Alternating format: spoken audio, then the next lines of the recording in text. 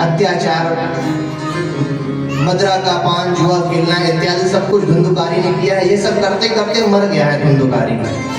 मरने के बाद भयंकर प्रेत बना। प्रेत बनने के बाद भी उसको भागवत की कथा श्रवण कराई गई। लेकिन जब उस प्रेत आत्मा ने भागवत की कथा को श्रवण किया ना, तो कथा श्रवण के साथ में कथा पर खूब चिंतन करता रहता है। इसलिए जब वो चिंतन किया है तो स्वयं भगवान उसको लेने के लिए भगवान के पार्षद आए। कहने का तात्पर्य, हम सभी लोग जब कथा में बैठे तो ये जरूर ध्यान रखें कि जो हम श्रवण कर रहे हैं उस पर चिंतन करें। महाराज जी क्या बता रहे हैं, इसको करने से क्या होता है, इस पर चिंतन हमें करना चाहिए।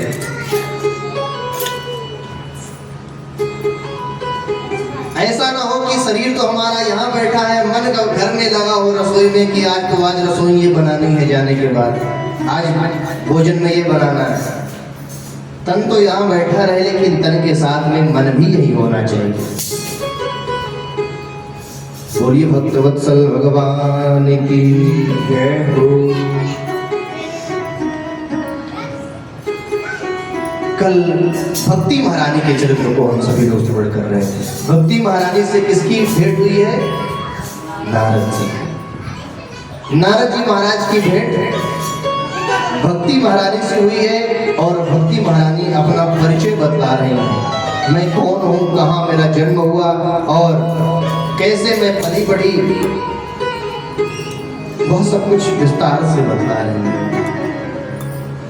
उत्पन्ना द्रविडेशाहं वृद्धिं कर्णाटके गता, क्वचिन् महाराष्ट्रे गुर्जरे जीर्णतां गता। भक्ति ने अपना परिचय दिया, मैं द्रविड़ देश में मेरा जन्म हुआ और कर्नाटक महाराष्ट्र में पली बड़ी और गुजरात जाते जाते जीर्ण शीर्ण हो गई। वृंदावन आई मैं पुनः युवती हो गई। यहीं तक की कथा कल हम सभी लोगों ने श्रवण किया था। और अब नारद जी प्रश्न करते हैं, देवी जी ये बतलाइए, जो आपके सामने ये मूर्छित दो बूढ़े पुरुष पड़े हैं, ये कौन है? आपके सम्मुख जो दो बूढ़े पुरुष पड़े हैं, ये कौन है? भक्ति महारानी ने बतलाया, ज्ञान वैराग्य नामानो गार योगे जर्जरो।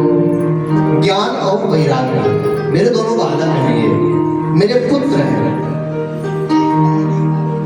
काल के प्रभाव से ये जर्जर हो गए हैं, ये मूर्छित पड़े हैं, बूढ़े पड़े हैं, इनके ऊपर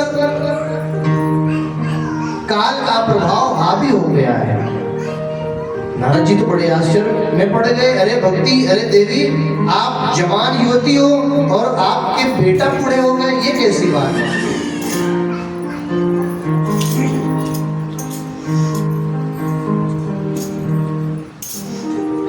भक्ति महारानी ने बतलाया। भक्ति महारानी ने जब बताया तो उसके बाद में निवेदन किया, हे नारद जी, लोग कहते हैं कि यदि घर में संत आ जाए, कोई महापुरुष आ जाए, तो वो अच्छा मार्ग बताते हैं, वो अच्छा रास्ता दिखाते हैं। तो आप आए हैं हमारे पास, तो आप हमारा कुछ मार्गदर्शन करें। मैं बड़ी समस्या में हूँ, मेरा मन बहुत दुखी है, कुछ उपाय बतलाइए, कुछ उपाय बतलाइए। आप आए हैं और लोग कहते हैं कि यदि संत आ जाए, संतों का संग मिल जाए तो कल्याण होता है, तो कृपा करके कुछ बतलाइए। आपकी बड़ी कृपा होगी यदि मेरे दोनों बालक फिर से जवान हो जाएंगे, फिर से इनके ऊपर युवावस्था मिल जाएगी इनको, तो मुझे आपके ऊपर बड़ा गर्व होगा।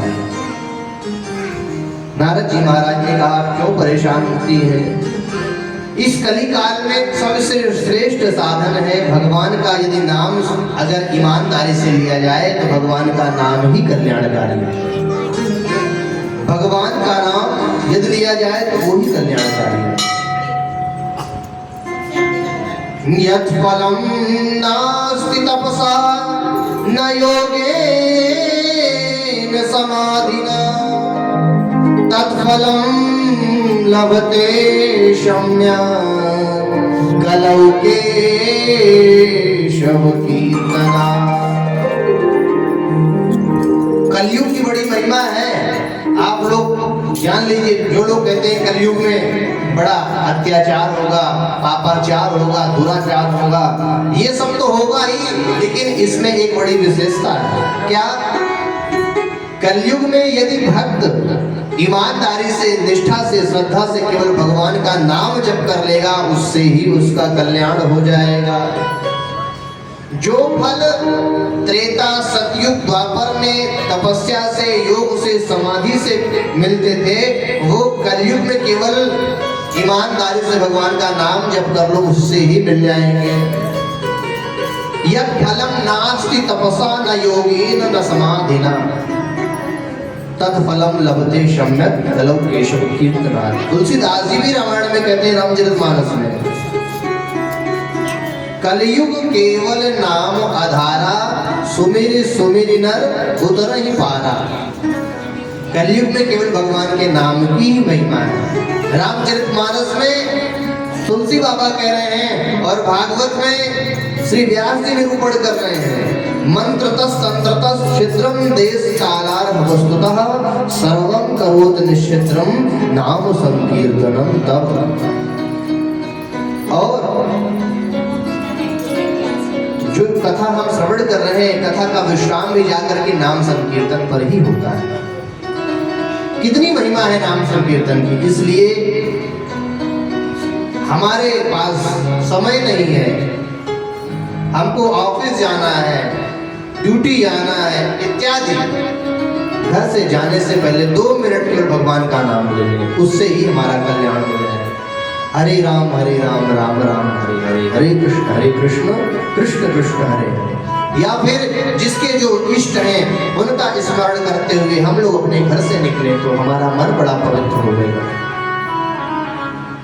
नारद जी महाराज ने कहा, आप तनिक भी चिंता न करें, आप तनिक भी चिंता मत करें भक्ति महारानी, मैं आपके दोनों बालकों को जगाने के लिए कुछ ना कुछ प्रयत्न करूंगा, मैं कुछ ना कुछ प्रयत्न करूंगा।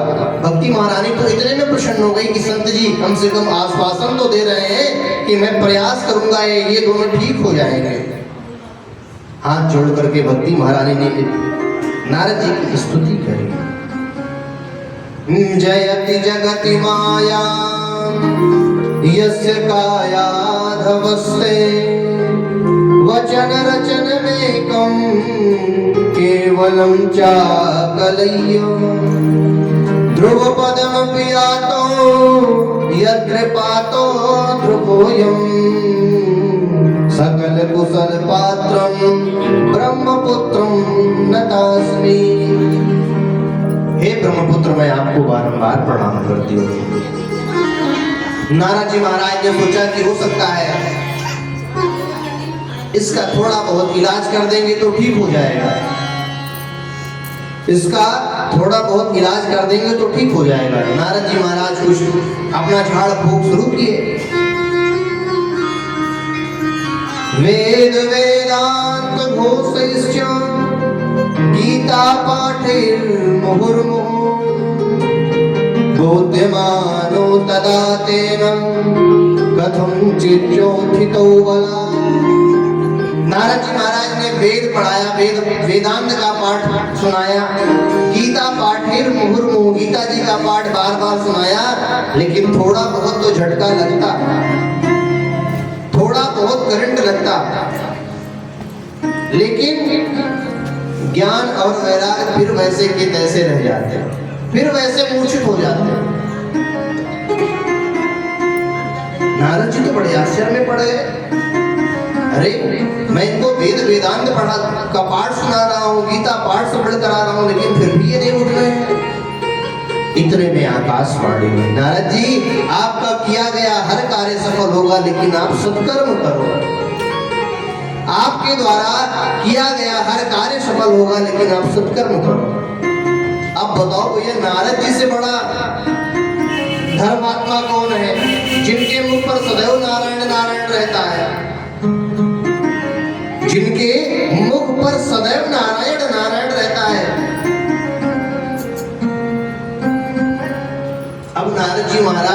चारों तरफ भ्रमण करते हुए सत्कर्म की खोज कर रहे हैं। सत्कर्म क्या है, सत्कर्म क्या है?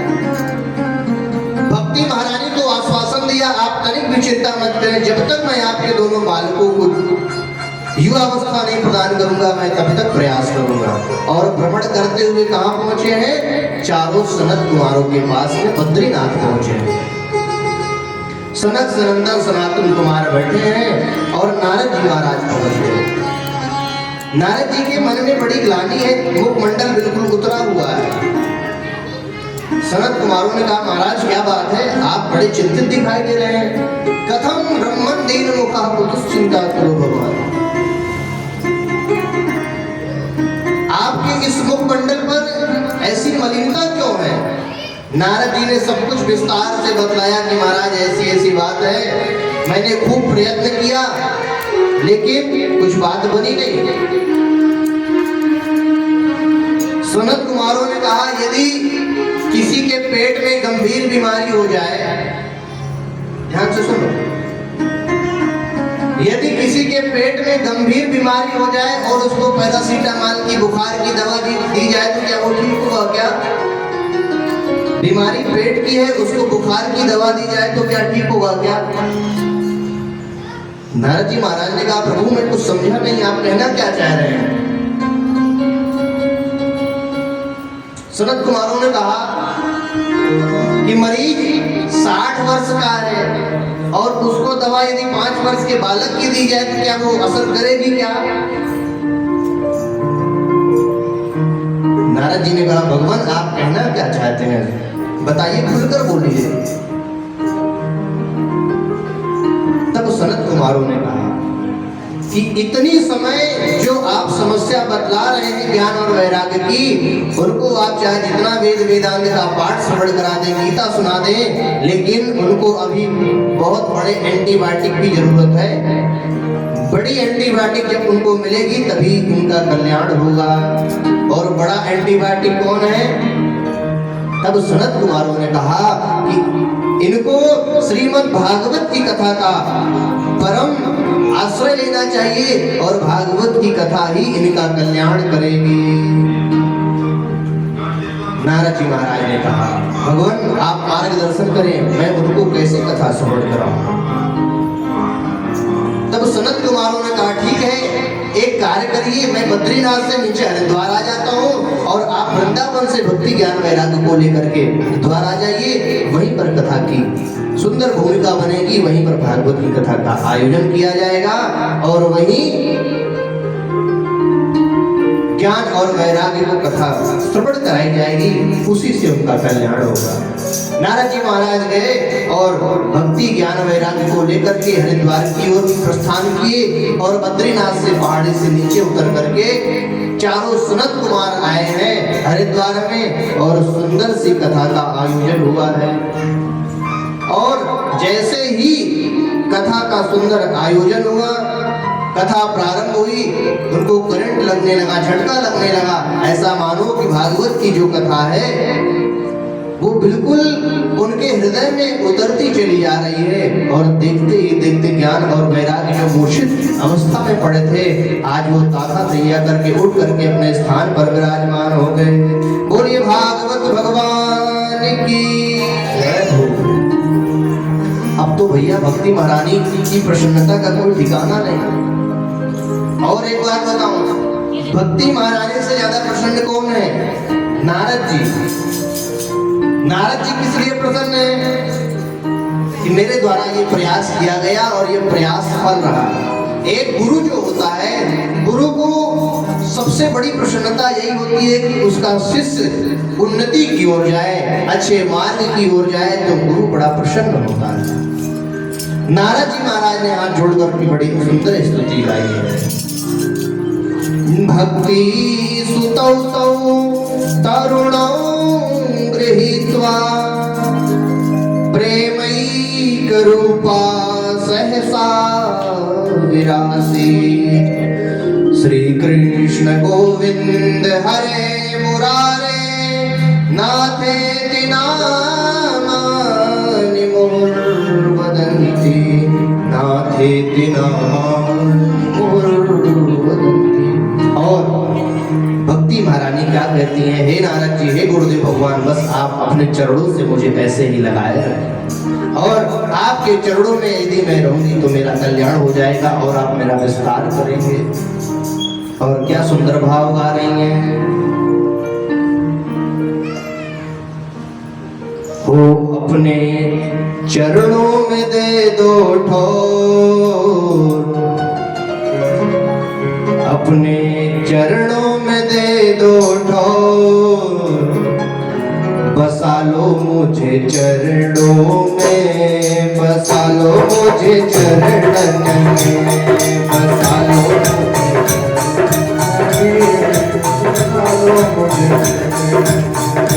अपने चरणों में दे दो ठोर, अपने चरणों में दे दो ठोर, बसा लो मुझे चरणन में, बसा लो मुझे चरणन में, बसा लो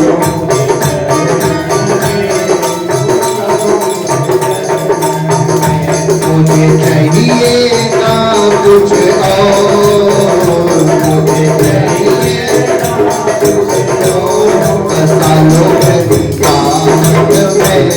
बसा लो वृंदावन में, बसा लो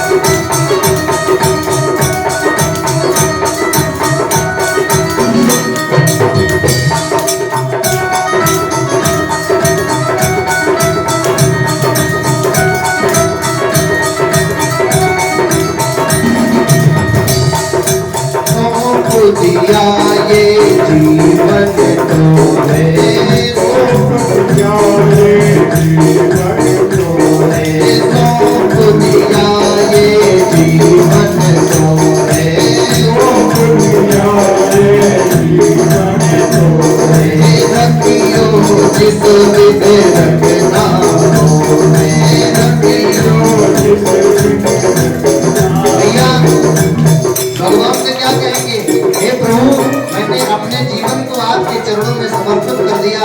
अब आप चाहे जिस प्रकार से अपने दास को, अपने भक्त को चाहे जैसे रखो, रखियो जिस विध रखना तूने, रखियो जिस विध रखना तूने, रखियो जिस विध रखना तूने, रखियो जिस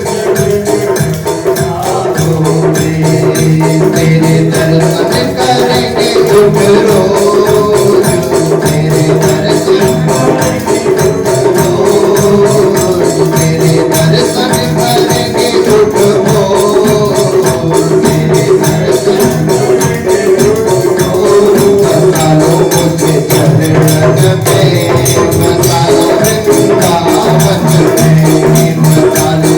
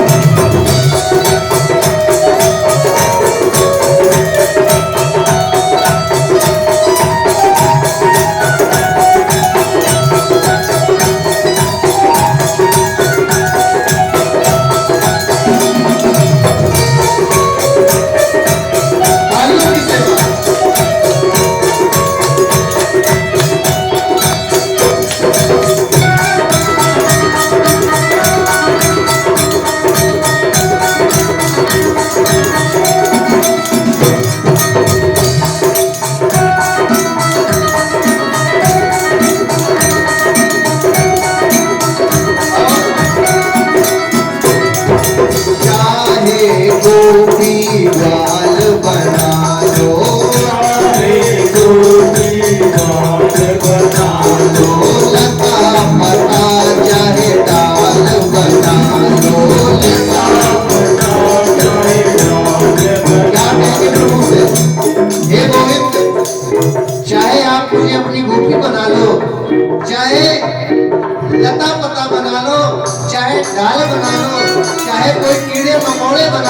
लेकिन अपनी शरण में मुझे रखो।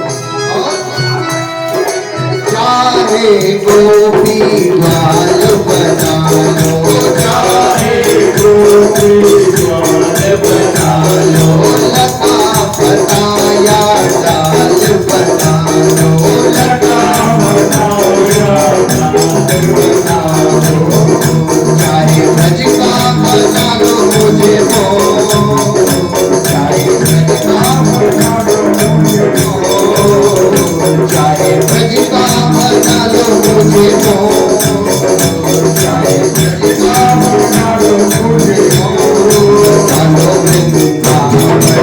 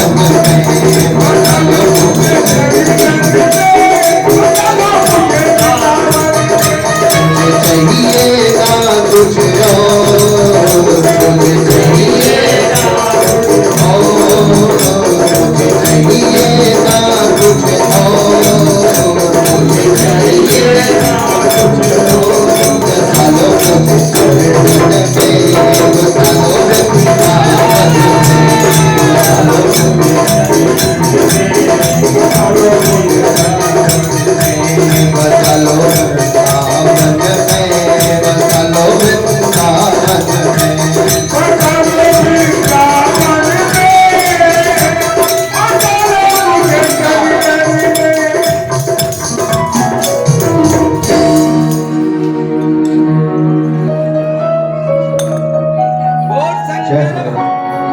बोलो वृंदावन धाम की जय हो बोलो कृष्ण बलदेव की जय हो बोलो राधा रानी सरकार की जय हो भगवान